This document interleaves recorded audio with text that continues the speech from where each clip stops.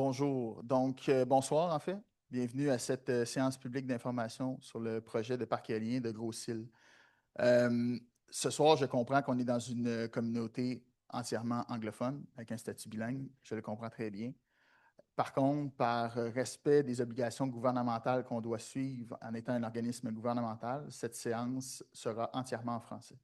Par contre, si vous faites partie de groupes, où vous êtes une personne qui fait partie d'un groupe qui a le droit de recevoir des services dans une autre langue que le français, vous pouvez en faire la demande auprès de ma collègue à l'arrière, Mme Rachel Sébarem, qui vous indiquera finalement là, comment on répond à ces demandes-là. Essentiellement, qu'on a un PowerPoint disponible à l'arrière et qu'il y a un service de traduction qui est offert ce soir par l'initiateur. Donc, on en remercie.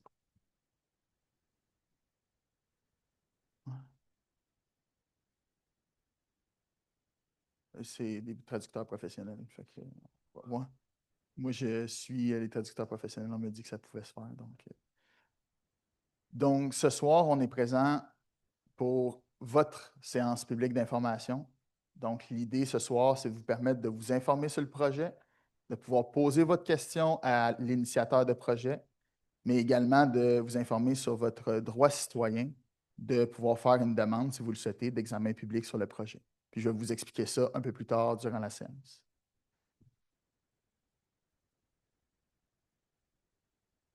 All right. Donc, on a un problème de manette, Joël, ou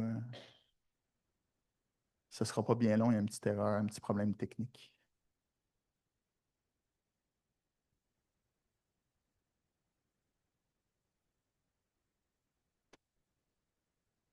Ah, ah, ah. Parfait. Donc, ce soir, le déroulement de la soirée est simple. Je vais débuter en vous expliquant ce qu'est le BAP et pourquoi nous sommes présentement ici devant vous ce soir.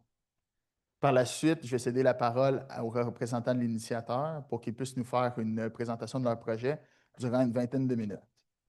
Par la suite, on va enchaîner avec une période de questions. Et soyez assurés, on va rester ici. On est venu ce soir à la demande de la municipalité de Gros-Île. Donc, pour nous, c'est important que vous puissiez participer pleinement. L'initiateur aussi, c'est dans sa volonté que vous puissiez participer pleinement, qu'il puisse donner réponse à vos questions. Et on va rester en salle tant aussi longtemps qu'il y a des questions. Je vais vous expliquer les règles finalement là, à suivre pour la prise de questions tout à l'heure. Et finalement, je vais clore la séance d'information en vous expliquant les prochaines étapes, notamment comment faire une demande d'examen public et ce qui pourrait suivre au terme des 30 jours de période d'information dans lesquels on est présentement. Donc, ce soir, le BAP est présentement devant vous, car au Québec, nous avons une loi qui s'appelle la Loi sur la qualité de l'environnement. Cette loi, essentiellement, prévoit que tout projet présentant des risques environnementaux élevés doit suivre une série d'étapes pour obtenir une décision du gouvernement concernant sa réalisation.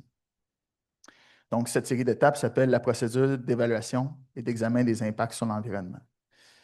Une des premières étapes de cette procédure, donc de cette série d'étapes, c'est par l'initiateur de rédiger une étude d'impact qui décrit essentiellement la justification du projet, son lieu d'insertion, donc où le projet se fera, euh, les impacts sur l'environnement que ce projet-là pourrait avoir, ainsi que les mesures d'atténuation que le promoteur souhaite mettre en place pour y remédier. Lorsque cette étude-là est jugée recevable par le ministère responsable de l'Environnement, c'est à ce moment que nous, on entre en jeu, à la demande du ministre, dans une période de 30 jours, comme c'est le cas présentement, afin de vous permettre de participer à la prise de décision gouvernementale. Donc, c'est un intrant citoyen essentiellement pour permettre de participer au développement du projet. Parce que le projet n'a pas encore reçu de décision, on est vraiment dans la phase de développement du projet. Ce soir, notre objectif, c'est vous informer. Vous informer, c'est de transmettre de l'information. Moi, mon rôle, quand je suis responsable d'une période d'information sur un projet, c'est de faire en sorte que les gens dans le milieu soient informés du projet, puissent au moins s'informer du projet, d'avoir connaissance des différentes particularités, puis de pouvoir poser des questions ce soir, comme c'est le cas. Donc, on a organisé une séance publique, mais on fait aussi des relations, notamment avec la municipalité, les MRC, les médias, les citoyens en soi. Donc, si vous avez des questions, moi, je suis la personne ressource, vous pouvez venir me voir, il n'y a aucun problème.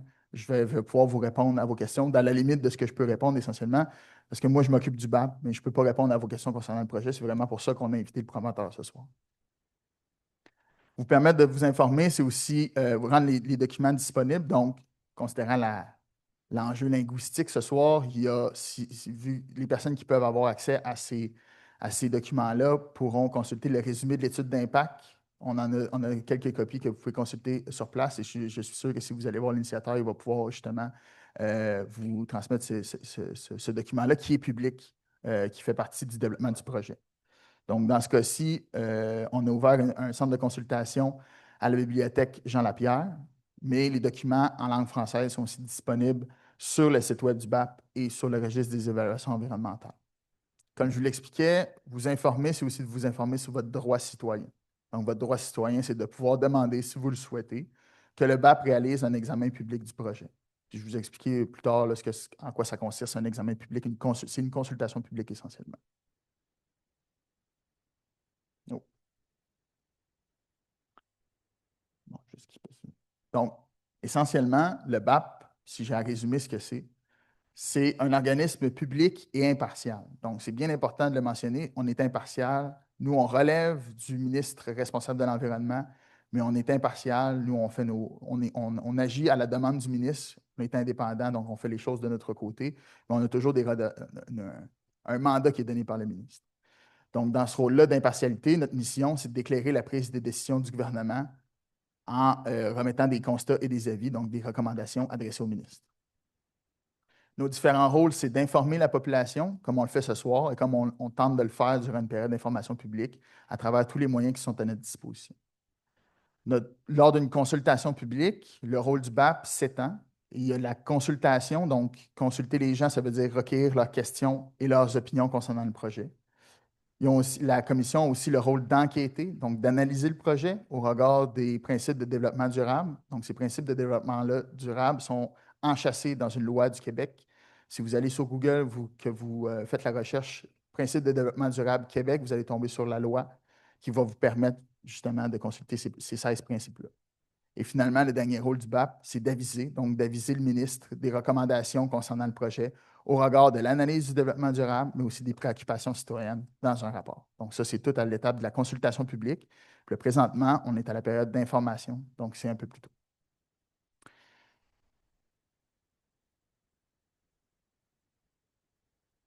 Donc, je cède maintenant la parole à l'initiateur du projet pour les 20 prochaines minutes. Donc, M. Jean-Michel Leblanc et Mme Véronique Leperc vont prendre place pour vous expliquer leur projet. Et par la suite, va suivre une période de questions que j'animerai. Donc, je vous laisse entre les bonnes mains de M. Leblanc et Mme Leperc. À vous la parole.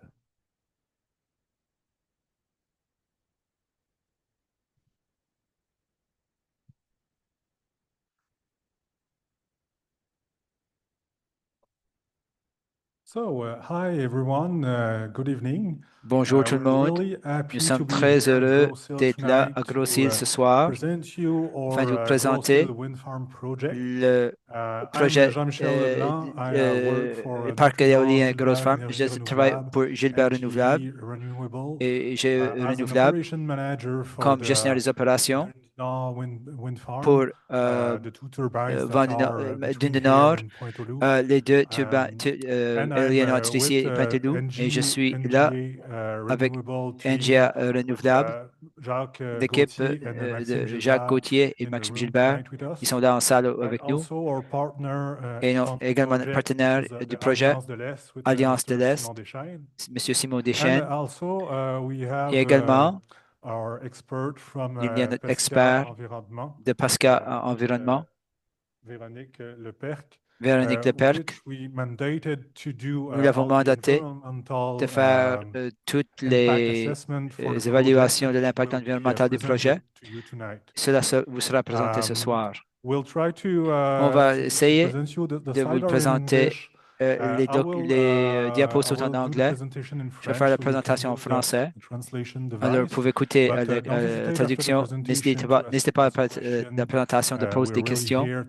Nous sommes là pour répondre à toutes vos questions que vous pourriez avoir au sujet du projet ce soir. Je suis Jean-Michel Leblanc, je travaille pour NGE Renouvelable et ça me fait plaisir de vous présenter le projet de Gros-Île ce soir. Donc, je vous présente d'abord nos organisations et notre projet d'implanter un parc éolien à Gros-Île afin de contribuer à la transition énergétique des îles de la Madeleine. Donc, le projet de parc éolien de Gros-Île est mené par deux parties prenantes, donc Nutrinor Gilbert Énergie Renouvelable, une entreprise 100% québécoise qui a été fondée par la coopérative Nutrinor et l'entreprise familiale Groupe Gilbert. Nous avons comme partenaire à 50% dans le projet l'Alliance de l'énergie de l'Est, l'Alliance de l'énergie de l'Est qui comporte 209 communautés et territoires qui s'assure d'avoir des retombées économiques dans les municipalités qui accueillent des projets éoliens, mais également qui favorise la concertation, la transparence dans les communautés où on implante des parcs éoliens. Nous sommes partenaires avec l'Alliance de l'Est à 50% également dans le projet Dunes du Nord, en fait le parc éolien Dunes du Nord qui est actuellement en opération aux îles. Donc, on a aussi une équipe qui travaille aux îles, donc moi qui travaille à temps plein, et des sous-traitants également aux îles, qui nous permet d'avoir une vue d'ensemble de la situation aux îles, des particularités du milieu. Les justifications du projet, donc pourquoi on vous présente ce soir notre projet du parc éolien de Gros-Île, sur lequel on travaille depuis plusieurs années. Ça s'inscrit vraiment dans la transition énergétique du Québec, mais principalement dans la transition énergétique des réseaux autonomes d'Hydro-Québec et du réseau autonome, en fait, des îles de la Madeleine, qui, comme on le sait, est alimenté principalement par une centrale au mazout à Cap-au-Meul, et qui est une part importante des émissions de gaz à effet de serre et de la pollution du réseau, en fait, provincial d'Hydro-Québec. Avec 16,8 mégawatts, notre projet va permettre de diminuer de 30 000 tonnes par année les émissions de gaz à effet de serre qui sont émises par la centrale. C'est l'équivalent de 10 000 voitures qu'on retirerait des routes. Et dans le fond, ça se fait avec, à chaque année, une diminution de 11 millions de litres de mazout qui ne seront pas consommés à la centrale des îles. Ce qui va aussi, en plus d'améliorer les émissions de gaz à effet de serre, améliorer la sécurité par rapport à l'environnement en ayant moins de transit de mazout aux îles et permettre également de réduire les coûts pour Hydro-Québec d'exploitation. Donc, c'est une situation qu'on pense qui est bénéfique à plusieurs niveaux pour notre population aux îles.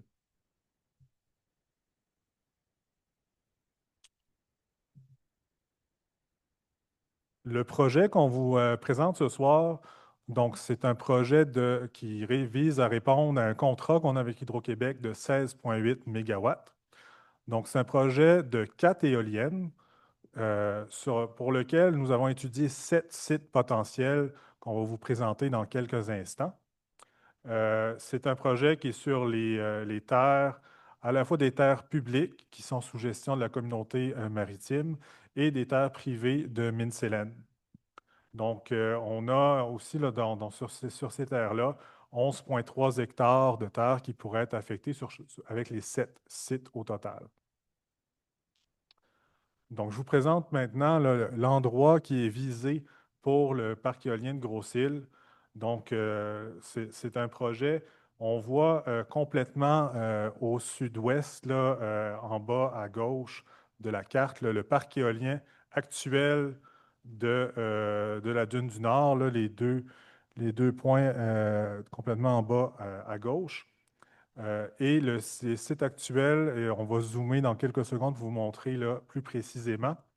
Le projet actuel de Gros-Île a 5 sites qui sont en face du quai de la mine de Mine-Sélène, du côté mer, et 2 sites visés du côté sud, un peu avant, sur la 199. C'est des sites, évidemment, qui ont beaucoup de vent, mais qui sont aussi, avec Mine-Sélène, le dépôt de sable du MTQ qui a été fait récemment, le parc éolien du Nord qui est un peu plus loin, des sites qui sont déjà industrialisés, qui rassemblent les éoliennes dans un même secteur. Donc, un peu plus précisément, vous voyez les 7 positions pour installer nos 4 éoliennes du projet. Donc, on a deux zones. Donc, une zone un peu plus au sud-ouest, juste avant le rétrécissement, avant d'arriver au quai de Gros-Île, excusez-moi, au quai de la mine Célène à Gros-Île, où on a là, 5 positions qui sont étudiées. Ces sites-là ont été choisis en particulier, donc la localisation répond au schéma d'aménagement de la communauté de Maritime et du zonage de la municipalité de Gros-Île qui a été modifié pour permettre le parc éolien, mais aussi là, pour positionner chacun de ces 7 sites potentiels-là. On a utilisé à la fois la réglementation, donc l'éloignement de la route, la sécurité par rapport aux différentes infrastructures, les contraintes environnementales, les milieux humides, les usages, etc. Donc, quand on met toutes ces contraintes-là qui viennent des réglementations, de nos consultations qu'on a faites également dans les dernières années, bien, on a pu positionner les sites aux endroits où il y avait le moins d'impact. Le projet qu'on propose est déjà en développement depuis 2022. Donc, dans la période 2022-2025, on a fait différentes portes ouvertes pour présenter le projet, dont à Gros-Île 3 fois. Et on est ce soir là, dans la période de l'analyse environnementale. Si dans la possibilité que le décret gouvernemental était donné suite à ces consultations-là, on prévoit la construction en 2027-2028, les opérations pendant 30 ans. Donc, on a un contrat avec Hydro-Québec pendant 30 ans jusqu'en 2058. Et ensuite, une fois que le contrat avec Hydro-Québec est terminé, on a un engagement et des garanties financières pour remettre le site en état à la fin du contrat avec Hydro-Québec. À quoi peut ressembler là, la construction d'un parc éolien? Ce sont quelques photos de petits exemples de notre parc actuel, la Dune du Nord. Donc, vous voyez là à gauche le réseau collecteur qui relie les éoliennes entre elles, qui est enfoui, des travaux là au milieu. Et complètement à droite, là, la dernière image, un exemple de restauration dunaire où on remet la dune, là, on va reprotéger la dune pour s'assurer de protéger l'écosystème, mais aussi de protéger nos équipements et les autres infrastructures qu'il y a autour du site. Autre exemple de construction, donc Dune du Nord toujours, là, pour l'érection de la tour, de la turbine, des pales.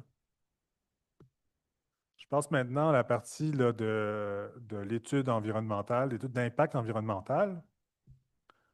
La façon dont on a réalisé là, notre étude d'impact environnemental, on a d'un côté fait réaliser des inventaires et des études sur les différents secteurs, là, que ce soit la faune, la flore, les usages du site.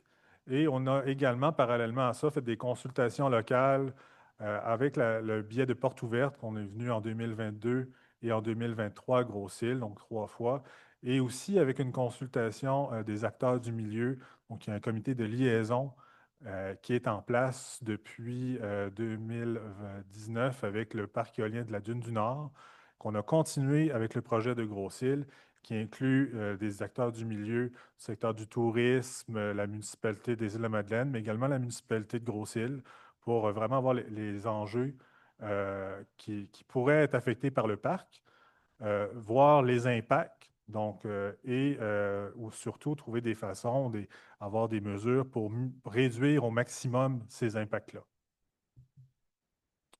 Les enjeux qui ont été étudiés dans l'étude d'impact du projet, qui ont ressorti, sont ici. Donc, on a des enjeux qui sont environnementaux, des enjeux sociaux, humains et des enjeux économiques. Donc, ce sont les enjeux que je vais vous présenter dans les prochaines diapositives. Donc, tout d'abord, la protection des écosystèmes. Au niveau de la faune, là, on sait que le site proposé là, pour le projet de parc éolien de Gros-Île est un endroit où il y a beaucoup d'oiseaux. Donc, on a fait des études, des inventaires des différents oiseaux qui habitent ou qui traversent ce site-là. qui utilisent ce site-là et on a des différentes mesures de mitigation, de réduction des impacts, entre autres, par exemple, de réduire les travaux pendant les périodes de nidification qui pourraient affecter les oiseaux et particulièrement les espèces à risque. Au niveau de la biodiversité, toujours, on a également fait des inventaires sur l'ensemble des 11,3 hectares qui entourent là, nos 7 sites possibles où on veut installer nos 4 éoliennes. Donc, des inventaires floristiques qui visent aussi là, particulièrement à localiser chacun des plans qui pourrait y avoir d'espèces protégées. Donc, on sait que dans les dunes, aux îles, dans le système dunaire, plusieurs espèces floristiques protégées. On les a répertoriés pour ne pas les affecter avec nos travaux. On a également, par rapport à d'autres versions antérieures du projet, sorti le projet de l'habitat floristique de la dune du Nord, qui est un habitat protégé. Protection des dunes et de la côte, en fait, là. Donc, pendant la construction, on sait que c'est super important le système dunaire aux îles pour protéger contre l'érosion. Donc, pendant la construction, on a des engagements de restaurer les systèmes dunaires qui seraient touchés par nos travaux, mais également pour l'ensemble du projet qui va durer 30 ans. On a fait une étude spécifique sur le site des différents des risques d'érosion et de submersion pour pouvoir adapter les infrastructures, entre autres les fondations, à ces enjeux-là. On a également là, fait des démarches, un désir d'inclure là, le projet aux parties prenantes là, du cadre d'intervention en érosion et submersion côtière de la communauté maritime pour se concerter avec les différents acteurs touchés par l'érosion sur le site. Protection des milieux humides, donc un enjeu qui est très important. On a mandaté, là, comme d'autres enjeux, une firme pour faire l'évaluation des différents milieux humides qui pourraient se retrouver sur le site du projet. Donc, on a fait comme mesure de mitigation, en fait, le tracé des chemins potentiels et des différents sites ciblés ne touche à aucun milieu aquatique, milieu hydrique. Un autre des impacts du projet sur lequel on a minimisé en fait les impacts du parc éolien de Gros-Îles, évidemment la contribution au changement climatique. Donc, on le sait, le projet a un impact positif sur les changements climatiques. Il permettrait de réduire 30 000 tonnes là, par année les émissions de la centrale à Cap-au-Meule en réduisant là, de 11 millions de litres la consommation de mazout. Mais pendant la construction, on a étudié les différentes émissions de gaz à effet de serre qui seraient réalisées pendant la construction et pris des engagements pour avoir des mesures exemplaires pour réduire ces émissions-là. Au niveau du paysage, là, un enjeu qui est important, une considération importante pour les citoyens de Gros-Îles. Depuis 2023, lors de nos portes ouvertes, on présente des simulations visuelles de ce que pourrait avoir l'air. Et je suis désolé, les photos ne sont pas très claires à l'écran. On va vous présenter le lien pour les consulter en ligne également. Donc, des simulations visuelles qui présentent les éoliennes là, à taille réelle. Donc, c'est des photos qui ont été prises de différents points de vue. On va vous présenter dans quelques secondes, là, en plus gros, le point de vue de Grande Entrée et le point de vue du pont de Gros-Îles. Mais je tiens à souligner que c'est un projet qui est à 3 km là, des habitations les plus près là, du village de Gros-Îles et, comme je le disais tantôt, qui est dans un lieu qui est déjà industrialisé avec Mine Sélène, le parc éolien de la Dune du Nord, le site de stockage de sable du ministère des Transports. Donc, comme je vous le disais, des photos là, on voit un peu sur l'écran les éoliennes près de Gros-Îles, ce que ça pourrait avoir, excusez-moi, de vue de Grande Entrée, ici, de ce que ça pourrait avoir là. Et ici, une vue du pont de Gros-Îles. Donc, juste avant d'arriver là, sur l'île de Gros-Îles, on a la vue des éoliennes à côté, comme je le disais, du quai de Mine-Sélène.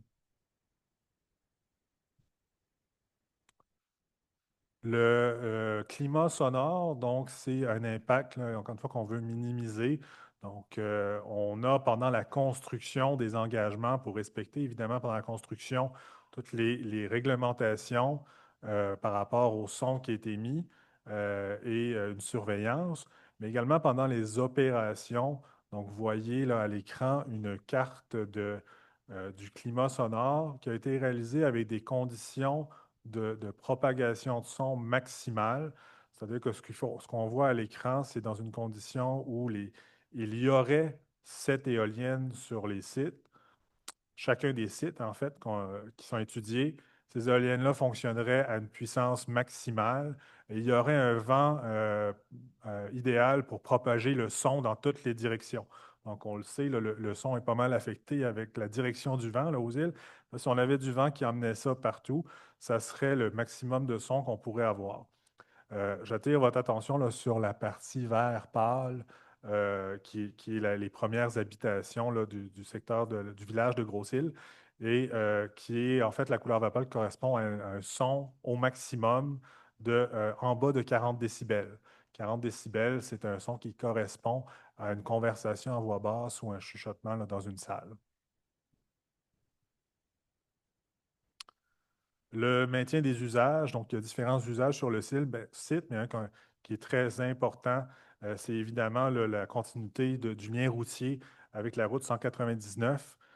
Donc, en particulier dans la période de construction, on sait qu'on va avoir différentes composantes à traverser sur la route. Donc, on prévoit débarquer au quai de Cap-aux-Molles les différentes composantes de l'éolienne. Et il y a un plan de transport qui est en élaboration et qui va être déposé d'ici la fin de la période d'information publique, qui est en collaboration avec les normes du ministère des Transports et avec une collaboration avec la CTMA pour s'assurer de ne pas avoir d'impact sur les usages du quai là, à Cap-aux-Molles. Donc, de la même façon qu'on l'avait fait avec le parc éolien de la Dune du Nord, on va également communiquer avec la population en faisant des efforts pour également communiquer en langue anglaise toutes les informations pour avertir la population de ce transport-là. On a ici un impact positif également du parc, donc tous les bénéfices économiques, 20 à 30 emplois qui vont être créés pendant la période de construction, mais aussi des impacts pour la durée de vie du projet. Donc, à travers la participation de l'Alliance de l'Est, il y a des redevances qui sont versées aux municipalités membres, dont Grosse-Île, la communauté maritime, à chaque année. Il y a des paiements pour chacune des éoliennes qui sont sur le territoire de la municipalité de Grosse-Île également, qui sont payés à chaque année des 30 ans du projet. Au niveau de la communauté maritime, pour la partie des baux publics, donc tout ce qui est terre publique, il y a également un bail qui est payé à la municipalité communauté maritime. Et on a un comité de liaison avec les différents partenaires, dont le maire de Grosse-Île et les partenaires économiques, pour s'assurer que les entreprises des îles soient au courant des besoins qu'on pourrait avoir dans la construction et vice-versa, que nous, on soit au courant des expertises qu'il y a aux îles qui pourraient répondre à nos besoins. Tous ces engagements-là vont avoir du sens là, lorsqu'on va pouvoir s'assurer de les suivre pendant la construction éventuelle du projet. Donc, on s'engage à avoir une surveillance environnementale pendant la construction, mais également pendant les opérations, avoir une surveillance là, des engagements par rapport, par exemple, à la mortalité d'oiseaux qui peut arriver sur le site, mais aussi on s'engage à avoir une surveillance pendant les 30 ans du projet à chaque année de l'érosion qu'il pourrait avoir sur le site. Donc, je termine en vous rappelant les différentes phases de consultation qu'on a eues pour le projet. Donc, depuis le début du projet en 2022, on a rencontré la municipalité de Grosse-Île, la municipalité des Îles-de-la-Madeleine à plusieurs reprises. On a également fait des rencontres citoyennes, dont une rencontre à Grosse-Île en 2022, au printemps 2023 et à l'automne 2023, et en ayant là, un comité de liaison actif là, où on a pu avoir là, des différents représentants des groupes environnementaux, de tourisme de la Madeleine, des développements économiques et des municipalités pour nous alimenter sur les enjeux qu'il pourrait y avoir sur le projet. ce qui nous a amené, en fait, là, aussi à tenir compte de ces consultations-là pour optimiser et bonifier le projet là, depuis 2022. Donc, en conclusion, on vous présente un projet ce soir dont on est fier et qu'on présente pour améliorer en fait la résilience énergétique des îles de la Madeleine, amener des bénéfices économiques aux municipalités, aux îles, municipalité des îles-Madeleine, municipalité de Grosse-Île, et qui s'aligne avec la volonté d'Hydro-Québec de décarboner ses réseaux autonomes. Donc, je vous remercie pour votre attention et je vais repasser la parole au BAP pour la suite du projet. Merci Jean-Michel. Merci Véronique pour la présentation. Donc, Marinelle, est-ce que ce serait possible de repartager mon PowerPoint? Donc, maintenant, on en est rendu à la période de questions. Donc, je vais vous expliquer, premièrement, les périodes de questions. Puis, il y a une personne dans la salle qui m'a demandé d'expliquer l'idée d'une consultation publique, pourquoi on était ici, puis c'est quoi le droit citoyen, puis comment on peut exercer ce droit-là. Cette personne doit s'en aller. Donc, je vais devancer finalement là, dans l'explication de cet aspect-là. Puis ensuite, on pourra aller à la période de questions, puis je pourrai vous revenir avec ces informations-là par la suite. Alors, donc, comme je vous l'ai dit, une période d'information, c'est une période pour vous permettre d'exercer votre droit citoyen, celui de demander, si vous le souhaitez, un examen public du projet. Un examen public, ça consiste en quoi? C'est une commission d'enquête qui est mise sur pied par le ministre, à la demande du ministre plutôt. Et c'est à ce moment-là qu'on va aller à la rencontre de la population pour les consulter, comme je l'ai expliqué, puis que la commission d'enquête va émettre un rapport et aviser le ministre. Si vous souhaitez faire une demande de consultation publique, qui peut faire cette demande-là? C'est toute personne. Un citoyen, une citoyenne, un groupe, une municipalité, tout le monde peut faire une demande d'examen public. C'est important de mentionner aussi qu'il n'y a pas une demande qui est plus importante qu'une autre. Si une municipalité fait une demande et qu'un citoyen fait une demande, elles sont égales aux yeux de la loi. C'est bien important de le comprendre.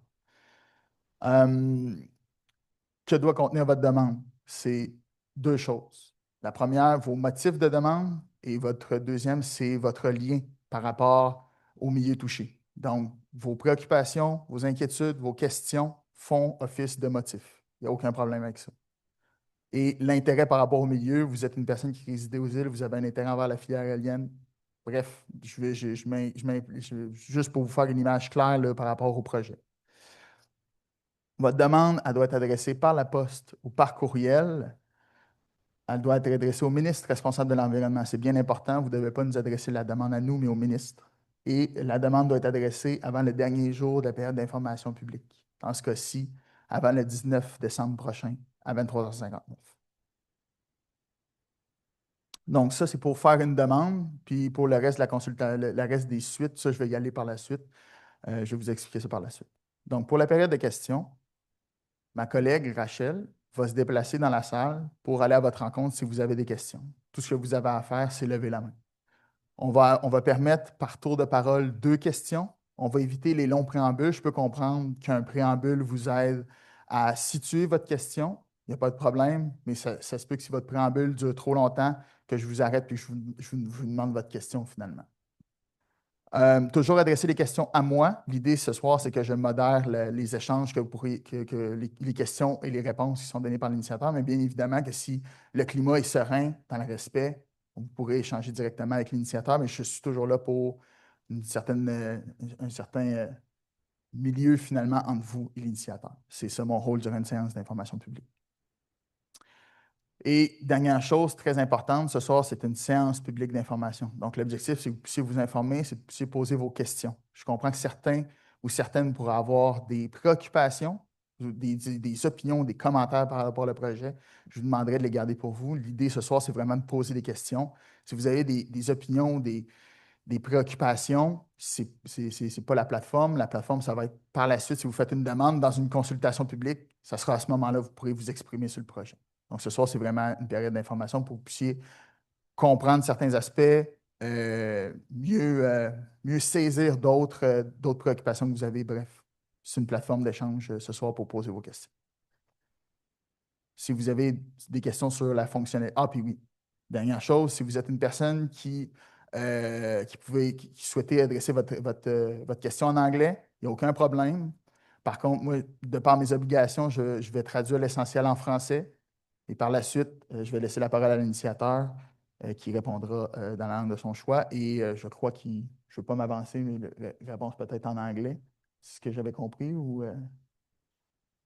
Oui, c'est ça. Ben, en fait, pour la réponse en anglais, c'est vrai. Merci, Mme Lepère. Pour la réponse en anglais, il va y avoir une traduction. Donc, si vous voulez avoir les réponses en anglais, puis que vous avez le droit de savoir ces services, je vous enjoins à demander ces services-là auprès de la traduction. Donc, oui. Yes, you can yeah, just speak in the mic. So, juste parler dans le. Without paying electricity in all of Canada, why would we put something like that in? Pourquoi est-ce qu'on mettrait quelque chose comme ça pour monter les prix de l'électricité? On paye le moins d'électricité dans tout le Canada. Le prix va monter. Partout au Canada où ils ont des éoliennes, le prix va augmenter. Nous le payons le moins au Canada, au Québec. Donc, ce que je comprends de la question, merci Madame pour votre question, de ce que je comprends de la question, c'est à savoir si le projet va faire augmenter les coûts d'électricité. Donc, est-ce que ce projet va faire augmenter les coûts d'électricité? Monsieur Leblanc, je vous laisse la question. Oui, mais en fait, je voudrais préciser que le projet, en fait, a comme objectif de diminuer les prix payés par Hydro-Québec aux îles avec l'exploitation de la centrale, comme nous réussissons également à avoir un impact positif pour Hydro-Québec avec notre parc actuel de la Dune du Nord. Pour ce qui est des factures d'électricité, évidemment, là, c'est une question là, qui ressort d'Hydro-Québec, donc qui est du ressort d'Hydro-Québec. Donc, malheureusement, là, je ne peux pas répondre à la place d'Hydro-Québec pour la facture, mais notre projet a un impact là, positif sur la consommation de combustible à la centrale. Donc, c'est un impact positif pour les coûts pour Hydro-Québec, en plus d'avoir des impacts positifs pour l'environnement en diminuant là, de 11 millions de litres par année la consommation de mazout à la centrale. Parfait. Merci, M. Leblanc, pour votre réponse. Madame, est-ce que vous avez une autre question?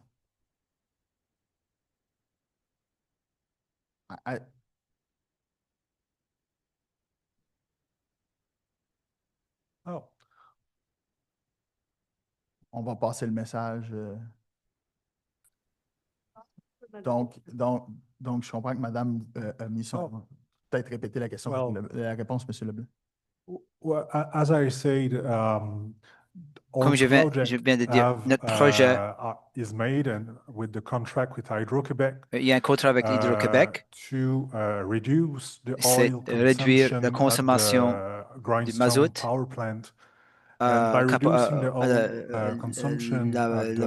l'usine de Pointe Cap-Meul, ça donne lieu à une économie liée au coût de produits de l'électricité. On ne peut pas parler au nom d'Hydro-Québec quant aux factures d'Hydro-Québec, mais il y a des épargnes à faire quant au combustible, ce qui aura une incidence positive environnementale et ça va réduire également le coût de la production de l'électricité sur les îles de Madeleine. Excusez-moi, madame. Juste parler dans le micro. Ça ne sera pas bien long.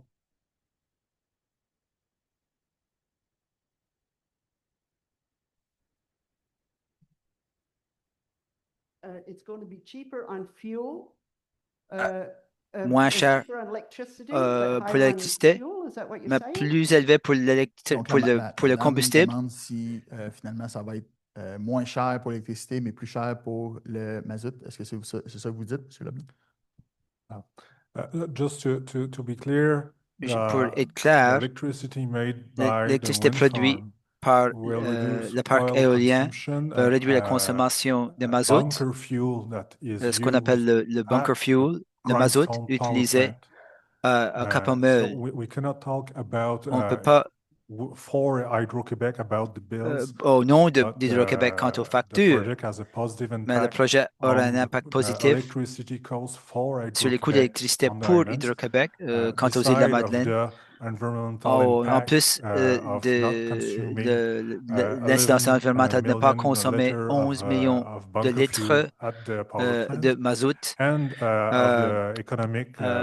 à la centrale et l'impact économique des parcs éoliens pour la municipalité de Gros-Îles. Peut-être que je peux demander à M. Jacques Gauthier de nous présenter davantage d'infos, si ça va. Juste ici, le micro au bout. Vous placez en dedans de la ligne, juste vers moi. Il faut que votre pied... ouais.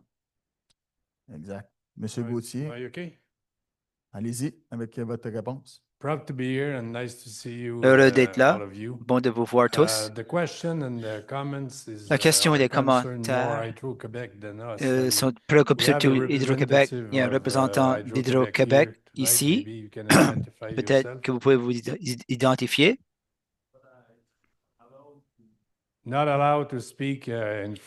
n'est pas permis de parler devant vous, mais si vous avez des questions ou des commentaires, vous pouvez parler avec lui séparément. Il est là pour cela. Parfait. Merci. Monsieur Gauthier, juste avant, pour un principe de anglais-français, finalement, est-ce que vous pourriez me dire en français ce que vous venez de dire en anglais? Si vous avez des commentaires ou questions qui concernent, comme celle-ci, davantage Hydro-Québec, il y a un représentant ici qui n'est pas nécessairement habilité à prendre la parole ici en avant, mais qui est habilité pour vous parler quand vous aurez l'occasion de quitter la salle ou à tout moment. N'hésitez pas, il est là pour ça. Parfait, merci, M. Gauthier. Donc, l'idée de, juste vous mentionner, l'idée de donner les réponses en anglais et en français, c'est que ce soir, la séance est filmée. L'extrait va être mis demain ou au plus tard lundi sur notre site web. Donc, il y a des gens qui pourraient voir cette séance-là aussi en français. Donc, l'idée, c'est que les gens puissent avoir accès aux réponses autant en anglais qu'en français. Donc, c'était la petite nuance que je voulais vous faire. Bonjour. Good evening. Now, Bonjour. those windmills gives off Ces radiation, éoliennes right? émettent A des certain radiations, amount. un certain montant de Now, radiation. you got two up there now. Il y en a deux They're là qui very sont là close actuellement, to the qui north sont très side près du côté de and the du bay nord area et la where zone de la baie lobsters où il est homard spawned in that. If you put two more naissent. windmills Si up vous there, mettez that's deux gonna be more autres radiation. éoliennes, il y aura d'autres And radiations. seven all total. Et 7 au total, Now, c'est I ça? work for Cape Dolphin Moi, je Fishermen travaille Co-op. pour Cape Dolphin Fisherman And Co-op. ever since you put the Et windmill depuis que up vous there, avez installé we've had two l'éolienne, biologists il y a coming eu in deux 3 biologistes qui times a sont venus year 3 during fois par an lobster season, pendant la saison des testing homards our lobsters. et ils testent nos homards. If they find S'ils radiation retrouvent in any de of la those radiation lobsters, dans un we'll be quelconque homard, closing down ils the vont lobster fermer fisheries. la pêche And au it's a homard. damn big impact on this Ça aura un énorme community. impact sur cette You people communauté. don't realize what Vous ne you're vous rendez doing. pas compte de ce que vous Parfait. faites. Merci, madame. Donc, Euh, ça, c'est un exemple de commentaire ou d'opinion. Je comprends que madame ou d'autres personnes pourraient avoir des commentaires ou des opinions concernant le projet.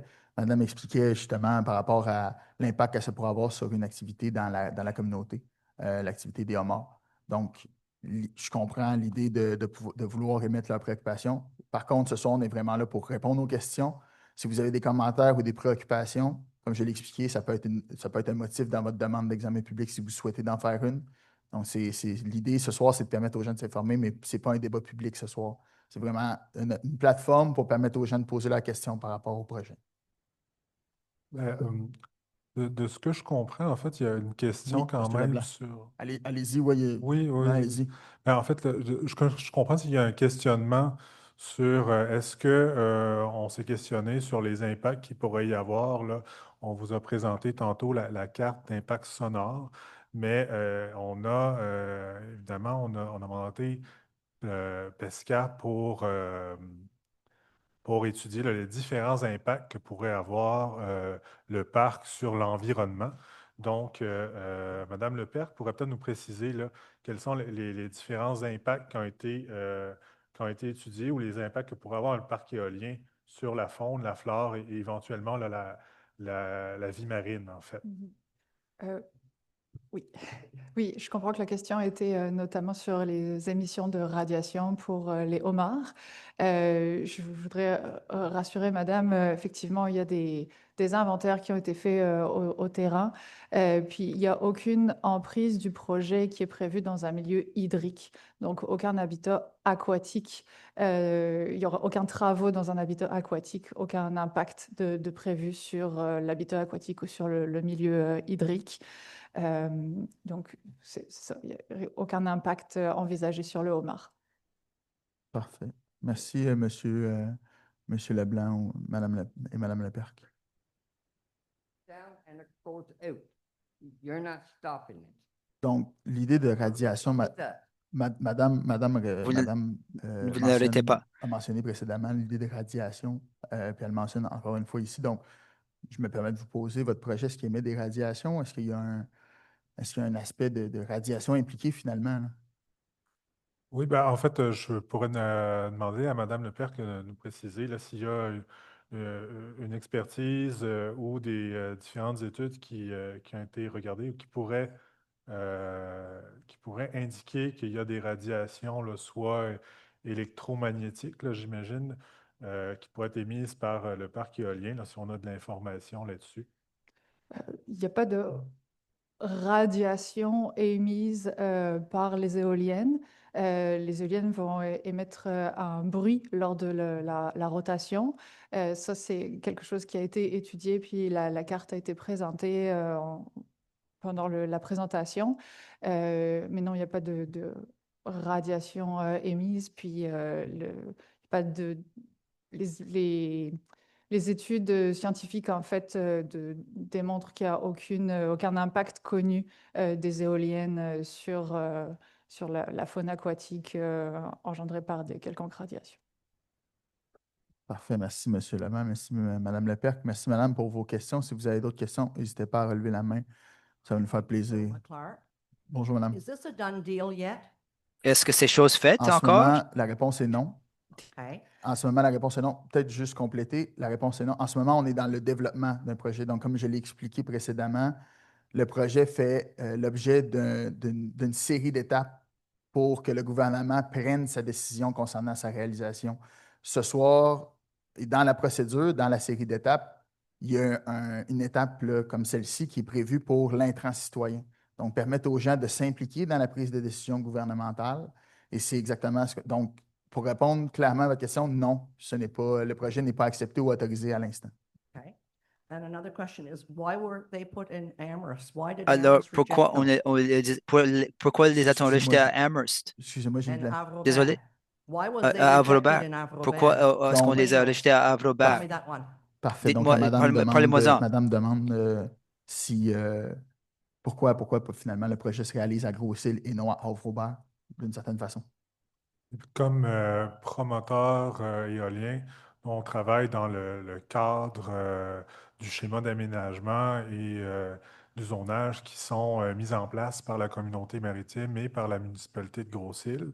On comprend que le lieu là, qui est proposé a été proposé, là, entre autres, comme je le disais tantôt, pour rassembler les éoliennes dans un milieu industriel là, près de la mine Sélène du site de sable du MTQ et des éoliennes qui sont déjà présentes à la dune du Nord. Donc, comme promoteur, nous, on ne peut pas répondre sur la possibilité d'avoir un autre site ailleurs aux îles parce que présentement, le zonage et le schéma d'aménagement de la communauté maritime ne le permet pas. C'est vraiment à eux de valider, en fait, s'il y a un changement qu'ils veulent faire. Par contre, on souligne que le parc est à 3 km des habitations à Gros-Île, ce qui nous permet de minimiser les impacts, là, par exemple, impact sonore, et dans un site industriel là, qui est déjà utilisé par Mine Sélène. Parfait. 3 kilometers from Gros-Île. They're not going to be 3 kilometers from Gros-Île. Ils ne seront pas 3 km de Gros-Île. 1 Donc, kilometer. Do your math. 1 It's kilomètre. 1 Faites le kilometer. Donc, calcul. Madame, It's 1 kilometer. Un kilomètre. Permettez-moi de préciser vraiment que c'est à 3 km pour faire, par exemple, la confusion qu'il peut y avoir. Ça peut être entre la mine Sélène, donc les installations, les bureaux, et vraiment le site du quai de Gros-Île. Donc, il faut vraiment voir ce qui est ce qui était montré OK. à la carte. Dans ce sens, est-ce que ça serait Là, possible de mon- montrer la carte? Puis peut-être juste avant que vous laissiez, Madame, justement, mentionnait que ce n'était pas à 3 km, mais plutôt à 1 km. Donc, M. Leblanc est en train d'expliquer finalement là, sa réponse, là, la nuance qu'il souhaitait apporter. Là. Donc, je vous laisse continuer, M. Leblanc. Donc, on a vraiment là, une distance là, de 3 km entre le site et les habitations les plus proches. Donc, évidemment, le site est dans le territoire de la municipalité de Gros-Île, mais à 3 km des habitations les plus proches. Parfait. Donc, de ce que je comprends, 3 km, c'est vraiment 3 km. Là, on parle de l'éolienne la plus au nord. Là. Si on pouvait peut-être faire un agrandissement, là, ce ne sera pas très long. Donc, je comprends que c'est l'éolienne la plus au nord, que c'est à 3 km des habitations. C'est ça que vous me dites? Tout à C'est ça fait. que j'en comprends? Parfait. Donc, c'est ça que M. Leblanc disait. Donc, Madame, si vous avez, je comprends que vous pourriez avoir d'autres questions. Par contre, c'est 2 questions par prise de parole. Donc, par souci d'équité, on va demander si d'autres personnes ont des questions dans la salle. Sinon, s'il n'y a pas d'autres personnes qui ont des questions dans la salle, on vous laisserait continuer. Donc, est-ce qu'il y aurait d'autres personnes dans la salle qui auraient des questions? Allez-y, Madame. If it's supposed to be cheaper Si c'est censé être moins cher, on fuel, what does it quant au run on? combustible, How does it run? ça fonctionne Parfait. Donc, comment? Madame demande essentiellement si c'est supposé d'être moins cher pour le gaz, c'est quoi la source d'alimentation des éoliennes? Dans le fond, les éoliennes là, vont utiliser la The force du vent wind turbines will use qu'on a en the grande wind quantité aux energy. îles There's a lot pour of la wind on the transformer island, and en énergie essentially it's mécanique transformed qui into fait tourner mechanical energy, le and rotor. Et it cette turns énergie the rotor, mécanique-là dans and that l'éolienne mechanical energy est in the transformée en wind turbine is électricité. transformed into Donc, electricity. comme par exemple, on va So, avoir for dans un example, as you alternateur. see in an alternator, Donc, c'est vraiment la force du vent so qui est it's transformée en the wind energy électricité that par is l'éolienne. transformed to Si je comprends electricity bien by la the wind question, turbine. là, on If peut I'm peut-être essayer understanding de your peut-être question properly, Est-ce qu'il y a une autre énergie? is Peut-être there moi, j'irai any, avec une an, question. maybe I'll come Est-ce in qu'il y a with une a autre little question. énergie? Just on wind alone, because when it's really Que du vent a seulement. lot of wind, you have to shut Quand them il y a down, beaucoup de right? vent, vous devez Donc, c'est un peu la les question fermer, vers n'est-ce où je m'en pas? allais. Madame demande, est-ce qu'il y a il y a quand même, il y a le vent, oui, mais est-ce qu'il y a une autre énergie qui est utilisée pour faire tourner les éoliennes? Madame demandait aussi, lorsqu'il y a trop de vent, les éoliennes, est-ce qu'ils sont arrêtés? Comment ça fonctionne finalement selon le vent et la vitesse du vent? Oui, en fait, les éoliennes vont avoir ce qu'on va appeler un seuil de production, de démarrage, qui va dépendre du modèle. Donc, par exemple, pour les éoliennes de la dune du Nord, autour de 10 km/h de vent, on va commencer à rentrer en production. Et je vous donne l'exemple des éoliennes de la dune du Nord. Quand on a autour de 35 km/h de vent, on est en production maximale, actuellement à 8 MW aux dunes du Nord. Et on peut produire jusqu'à une force de vent ou une vitesse de vent de 108 km/h. Donc, en haut de 108 km/h, par exemple, ce qu'on atteindra là, demain, les éoliennes se mettent en protection et arrêtent de produire de l'électricité. Euh, Par contre, ce qu'il faut comprendre, c'est que nous, on est un producteur d'électricité renouvelable. Donc, on envoie notre électricité sur le réseau d'Hydro-Québec. Et ensuite, c'est Hydro-Québec qui gère son réseau pour s'assurer de répondre aux besoins des gens. Donc, que ce soit, là, par exemple, avec la centrale de Cap-Roumeul. Parfait. Donc, si je comprends bien, il y a une vitesse, à une certaine vitesse, mettons qu'on prend un projet qui existe déjà, la Dune du Nord, à partir de 10 km/h, ce vent-là est suffisant pour faire tourner les pales pour qu'il y ait une production d'énergie. C'est ça que j'en comprends. Tout à fait. Et OK. ces vitesses-là d'entrée en production et de fin de production pour protéger l'éolienne va dépendre du modèle qui sera choisi pour le parc éolien de Gros-Île. Parfait. Merci. Merci. Oh, madame, merci pour vos questions, madame. Si vous avez d'autres questions, n'hésitez pas à relever la main. Bonsoir, madame. Vous avez dit que vous avez examiné 7 autres sites.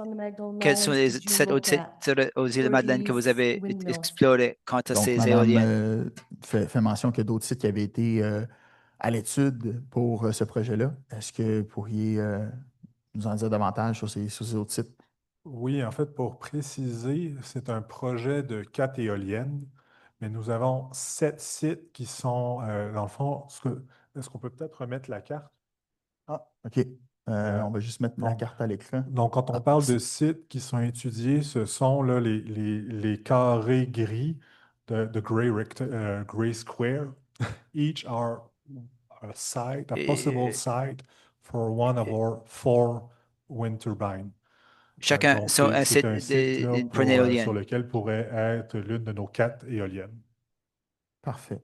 Et juste pour compléter là, un petit complément, vous demandez, est-ce que je comprends que votre projet, finalement, votre étude d'impact, là, ce que vous avez présenté ce soir, c'est considérant 4 éoliennes, c'est considérant 7 éoliennes, c'est quoi c'est sur quoi vous êtes basé finalement pour faire votre étude d'impact? Oui, ben comme je le précisais tantôt, on a un projet de 4 éoliennes, mais selon les normes du ministère de l'Environnement, lorsqu'on présente un projet avec un nombre de sites qu'on va appeler des sites de repli, pour pouvoir avoir différentes options pour mettre nos éoliennes, donc on doit considérer l'impact que pourrait avoir chacun de ces sites-là. Donc, tous les impacts dans l'étude d'impact environnemental, dont le résumé là, est disponible en anglais. Tous ces impacts-là considèrent un cas hypothétique où il y aurait une éolienne sur chacun des sites. You didn't look at anywhere else on the islands? Donc, est-ce qu'il y avait Vous n'êtes pas d'autres allé sites voir sur ailleurs dans les l'île? îles qui étaient revus finalement ou analysés pour le projet autre qu'à Gros-Île, ce que vous présentez présentement? We have to take into account On doit tenir compte Community Maritime and de la Grosse-Île communauté zonage maritime, and du schéma zonage, d'aménagement, Gros-Île urban planning. et And du schéma d'aménagement. there's only one site Il y a on the seulement un Community site Maritime Urban Planning sur that allow sur le us plan to d'aménagement make de a communauté project. maritime qui nous a qui permet de faire le That's why projet. the C'est pour site. cela. Donc, excusez-moi, madame, juste répéter votre question pour que les gens I puissent. said, so then it was communauté maritime that finally decides where Vous they're dites going to c'est be, communauté and not the maritime qui a municipality of Grosse-Île? finalement Donc, décidé, est-ce que pas c'est la communauté municipalité maritime de qui Gros-Île. décide où les éoliennes peuvent aller et non la municipalité de Gros-Île? Ben, je ne peux pas parler pour la communauté maritime I cannot ni talk for la the maritime municipalité community de Gros-Île. or Par contre, nous, the comme Gros-Île promoteurs, municipality. on a But discuté avec as a la municipalité de Gros-Île et la communauté maritime là, depuis 2022, depuis le développement du projet. Et dans le fond, ce projet-là rejoint les objectifs d'avoir un développement éolien qui est dans une zone déjà industrialisée et qui regroupe les éoliens là, dans un lieu du territoire qui est éloigné des habitations. Donc, je comprends effectivement, il est près de Grosse-Île. C'est pour ça qu'on est très content de pouvoir venir vous voir ce soir. Euh, mais quand on a ciblé nos sites, un de nos critères, là, comme je disais tantôt, et qu'on voit sur en fait, on ne voit pas sur la carte, mais on pourrait peut-être les représenter, Véronique. Est-ce qu'on pourrait présenter les critères qui ont permis de cibler les sites? Pour arrêter le partage d'écran le temps que je change de. Ah bah voilà. Ah, voilà, merci. Donc, dans ces différents critères-là, ben, il y a des critères environnementaux, mais il y a également la distance là, aux habitations. Donc, pour s'assurer qu'on a des éoliennes qui sont le plus loin possible des habitations dans la zone dans laquelle on travaille.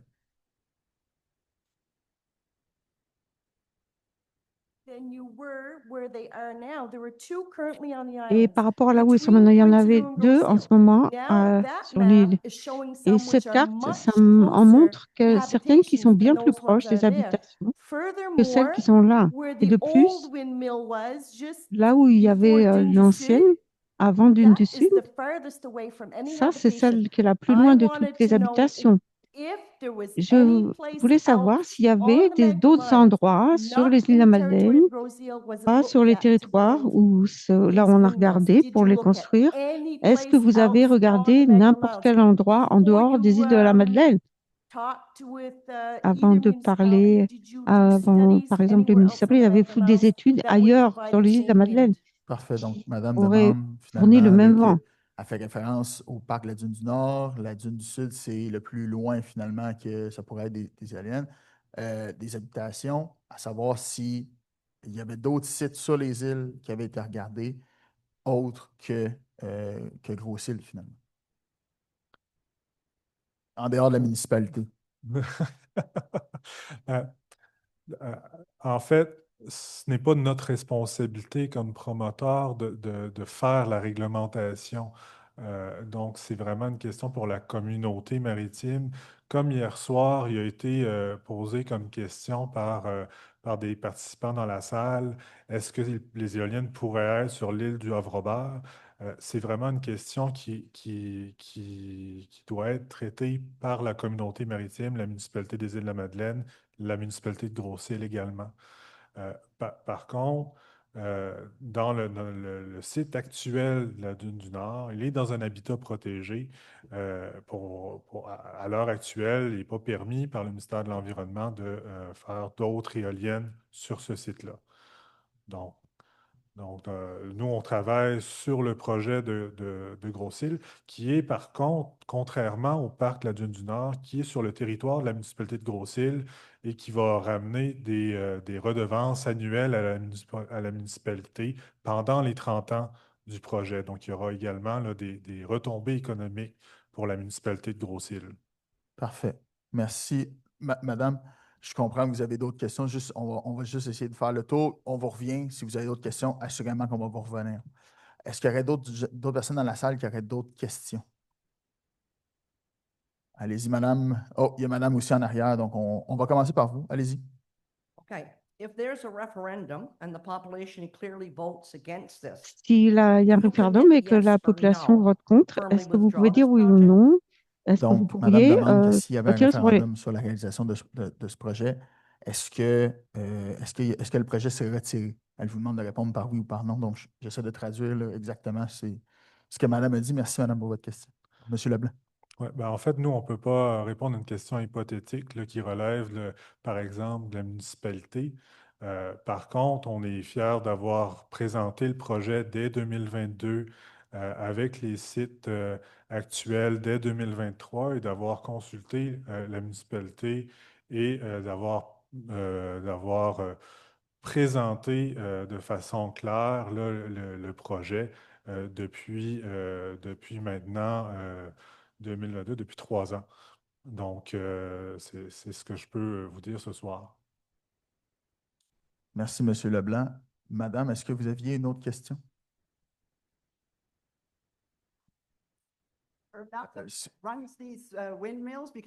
Et ces éoliennes, moi j'ai regardé des vidéos, il y a beaucoup de vidéos. Il y en a où on les pour faire fonctionner les éoliennes.